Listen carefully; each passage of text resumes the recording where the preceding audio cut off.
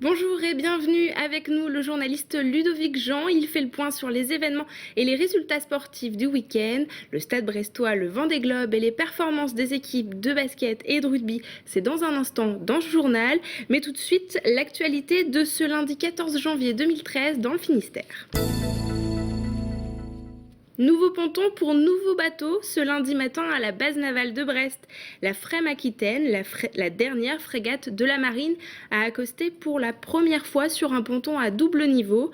La construction de ce ponton unique a pris un an. Un autre de ce type est en projet sur la base. Notre chiffre du jour 23, c'est le nombre de groupes électrogènes qui ont été acheminés ce week-end sur l'île d'Ouessant. Suite à l'arrêt de 2 moteurs de la centrale thermique samedi matin, les 600 habitants de l'île ont été privés d'électricité.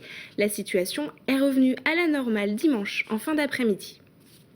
Le Finistère manque de place pour l'accueil des handicapés mentaux. Christelle Prado, la présidente de l'Union nationale d'aide aux personnes handicapées mentales, était en visite dans le Finistère samedi. Elle a tenu à mobiliser les acteurs du département sur cette situation. Le point avec Xavier Patrijon. L'UNAPI est une fédération d'associations, toutes se mobilisant pour le handicap mental. L'ADAPI du Finistère en fait partie et ce samedi, elle a organisé une réunion autour de leurs revendications. C'est 1200 personnes, 1200 parents et amis qui sont mobilisés pour mettre fin à l'exclusion de leurs enfants. Parce qu'ici, encore dans le Finistère, il y a 800 personnes, 800 enfants et adultes qui n'ont pas de réponse à leurs besoins spécifiques. Et aujourd'hui, ce que l'on constate, c'est que grosso modo, on revient à une situation d'il y a 15 ans. Donc on ne peut pas l'accepter et sur les territoires, les parents se mobilisent dans la rue. Pourquoi ? Parce que, au prétexte que les budgets sont contraints et que le budget de notre pays est contraint, ça empêche de trouver des solutions. Moi, je trouve que ça devrait nous amener à devenir plus intelligents et à réfléchir justement à une meilleure intégration de nos enfants dans la société, parce que l'inclusion, ça coûte moins cher, mais encore faut-il le vouloir. Parmi les actions menées, il y a par exemple le facile à lire et à comprendre. L'objectif ici est de rendre accessibles les discours ministériels. François Hollande a promis qu'on parle des personnes... Cependant, pour l'association, il reste beaucoup d'efforts à réaliser, efforts qui seraient bénéfiques à tout point de vue. Il y a un bénéfice financier parce que plus on promeut l'autonomie de la personne et moins on est obligé de payer des allocations. En mai prochain, la fédération se réunira à Marseille lors d'un congrès national. On prend de la hauteur maintenant avec ce reportage sur l'escalade. Ce dimanche avait lieu à Quimper le championnat régional où 130 compétiteurs se sont affrontés. Xavier Patrijon a suivi cette compétition. Le club des grimpeurs de l'Audet organisait ce dimanche les championnats de Bretagne d'escalade dans la salle de Pennars. 130 compétiteurs, benjamins minimes et seniors, sont venus se mesurer à ce mur aux prises colorées. À chaque année, nous essayons d'organiser une grosse compétition. Ça va des championnats départementaux jusqu'à des championnats nationaux qu'on a organisés ici en 2009.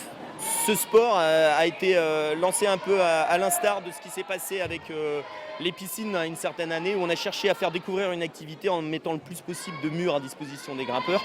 Et depuis que ça existe à Quimper, c'est en explosion, ça se développe énormément. Un sport où règne l'habilité et la concentration, où bien sûr le vertige n'est pas autorisé, le mur quimpérois est l'un des plus grands de l'Ouest, 13 mètres de haut pour 8 mètres d'avancée. Pour adapter ce parcours à chaque étape de la compétition, le chef ouvreur élabore les voies. Tout a d'abord été démonté par les bénévoles la semaine dernière, en fin de semaine, et ensuite tout a été calé dans la semaine depuis mercredi. Là, il y a un petit temps de réajustement entre la demi-finale et les finales. Parce qu'on a dû estimer du coup le niveau des grimpeurs jusque-là. On a des trucs à recaler. Pendant ce temps, les finalistes de ce jour patientent comme ils peuvent, isolés du mur d'escalade. On passe le temps en jouant au baby-foot par exemple. Il y a un mur d'escalade aussi qui nous permet de nous entraîner. Puis comme on est étudiant, on travaille aussi. On est quasiment tous au même niveau. Il y a des qualités mentales à avoir pour pouvoir sortir de l'isolement avec de l'envie et puis grimper le plus haut pour la finale. Les performances étaient encouragées par des fidèles et curieux de ce sport dans une ambiance plutôt bon enfant, les yeux levés en l'air. À noter que Olivier Lopito et Loïc Hélène du club des grimpeurs de l'Odé sont arrivés premiers de leur catégorie. Et ce reportage au cœur du championnat de Bretagne d'escalade permet d'ouvrir tout de suite notre rubrique sport. Bonjour Ludovic. Bonjour Julie. La première chose dont on parle, la victoire du Stade brestois face à l'équipe d'Évian-Thonon-Gaillard ce samedi Oui, à tout à Évian. fait. Parlez-nous de ce match. Alors Brest qui démarre l'année en fanfare après sa victoire en Coupe de France la semaine passée à Luçon. Et Brest donc qui retrouvait la Ligue 1, la 20e journée. On va le voir tout de suite en images avec un match où étaient présentes les deux recrues du Mercato, Florian Raspantino et Florian Lejeune que l'on voit à l'image. Une victoire 2-0 avec un but inscrit sur penalty dès la 15e minute suite à ce penalty accordé par monsieur l'arbitre pour une faute de Bertrand Laquet sur Eden Benbassat. Et c'est Benbassat qui va inscrire lui-même le penalty et Brest donc qui va évoluer à 11 contre 10 durant 80 minutes, mais Brest qui va souffrir paradoxalement avant d'inscrire un but, on le voit à l'image, 92e minute, c'est Bruno Grougy, son premier but de la saison et donc ça fait donc un score final de 2-0 pour Brest. Une victoire qui amène le Stade brestois à quel niveau du classement de Ligue 1 ? Et bien Brest qui fait une belle opération puisque Brest compte désormais 24 points, soit 5 points d'avance sur Évian qui est premier relégable. Brest qui recevra Saint-Étienne samedi prochain à 20h au stade Francis Leblay. Et un petit mot aussi de football en Ligue 2 cette fois-ci avec Guingamp qui va s'imposer au Havre et Guingamp qui est 4e au classement. Autre sujet, le Vendée Globe. Alors où est-ce qu'on en est ? Est-ce que la situation est toujours aussi serrée en tête de cette course ? Alors non, François Gabard commence à prendre le large. On est aujourd'hui au 66e jour de course pour les participants du Vendée Globe. Et c'est François Gabard, donc le skipper de Massif, qui mène la flotte.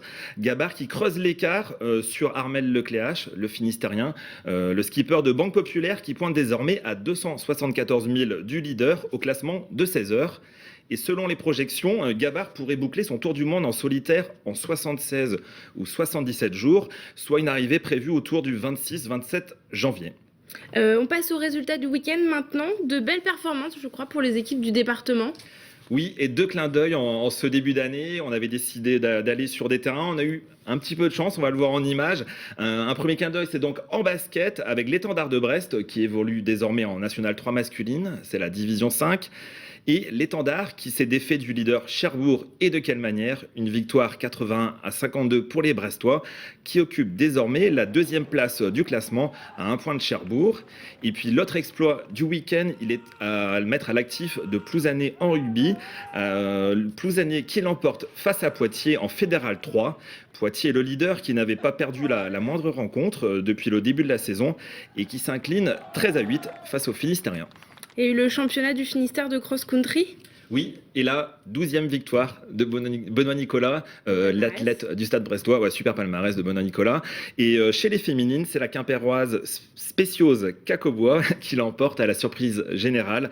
La favorite, Asnat Aboussi, ne se classant que 4e. C'est une petite surprise. Et pour finir, alors quelles sont les rencontres à ne pas louper ce week-end ? Du handball féminin, la Nationale 1 féminine avec le Brest Pénarbed 4e avec 23 points qui a perdu un match très important dans l'optique de la montée en Division 2 à Saint-Amand ce week-end. Une défaite 34-30. Le Brest Pénarbed qui sera opposé à Colombelles, les Normandes 8e au classement de ce championnat de Nationale 1. Et alors il y a aussi des matchs en Coupe de France, je crois, à venir. Alors ça sera dans 10 jours.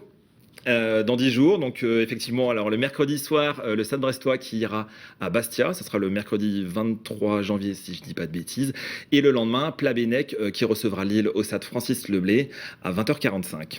Merci Ludovic, on vous retrouve la semaine prochaine pour de nouvelles infos sportives. Merci et pour d'aussi beaux résultats, on l'espère, en tout cas pour les équipes finistériennes. Avant de refermer ce journal, notre image du jour, l'affiche du film Crawl, le long métrage tourné dans le sud du Finistère est présenté cette semaine en avant-première dans les salles du département, ce lundi à Brest, ce mardi à Quimper et ce mercredi à Pin-de-Mar. Donc pour voir les images de nos côtes finistériennes, il faut donc se rendre dans les salles de cinéma. La sortie nationale n'est prévue que le 30 janvier.